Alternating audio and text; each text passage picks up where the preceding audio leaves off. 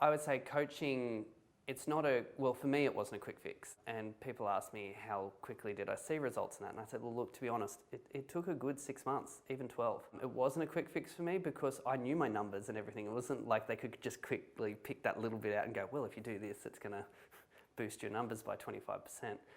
It has made a huge difference. I think at the start, just before we took on coaching, there was myself, I just hired another physio, and my partner was my receptionist. And since then, we've grown to having 2 receptionists, 5 physios, a massage therapist. We've gone from 1 location to 3 locations, and we've gone from about 280, 290,000 turnover up to over 700 for this financial year, and a sustained profit level throughout that time. I'm Jason Bradley, owner of Bodyworx Physio.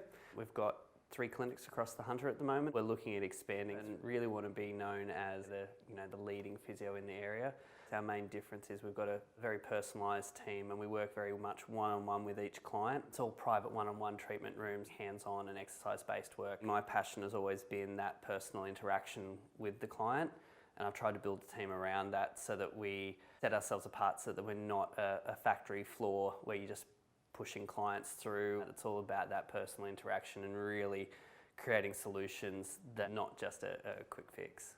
My current coach, it's been really great. I've been working with him for 3 years now, and it's never felt cookie cutter-ish. It's always been adapted to me. I think I can be a very challenging client because I just say what I think, and if I don't like something or if I don't like the way something's done, it's never been a problem. We've just worked around it. But to the same extent, he's always kept me very much on task, being my unreasonable friend. It's always those uncomfortable questions, and we'll keep asking why until I actually give my real reason for why I haven't done something or why I haven't put something into place. So it's always been really great because it's helped really shift me through some really difficult bits. The biggest challenge for me was my mindset. We went through discovery sessions and that to figure out not just who I was, because I find that's very cliched. It's really about where I want my life to go, what my dreams are, what my vision is. And so I guess the coaching in this case is resolved around that.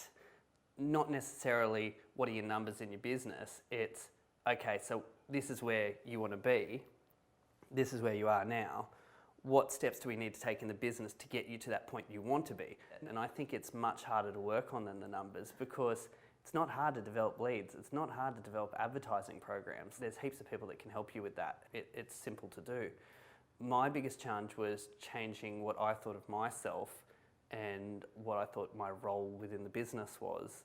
And I think that was the biggest thing holding me back, because I was still so caught up in being a physiotherapist, in being a clinician, that I was having trouble switching over into a business owner mentality. I was still working my 60, 70 hours a week as a clinician, thinking that that was the way to build my business. But the more I've worked with the coaching group, the clearer it's made my mind, and I can really see the benefits now of switching from that clinician mentality to going, well, no, I can still think as a clinician. I love doing physio, but I also have to think about where do I want my business to go and what mindset do I have to be in to do that. And that was my biggest challenge. And to be honest, I'm still working on that. The coaches really, each fortnight we're still working on, okay, how do I change things up? What am I doing with my diary? What am I doing with my time in order to shift my mindset and shift my mentality so that I'm really taking on that role as a business owner, not as an employee or a clinician.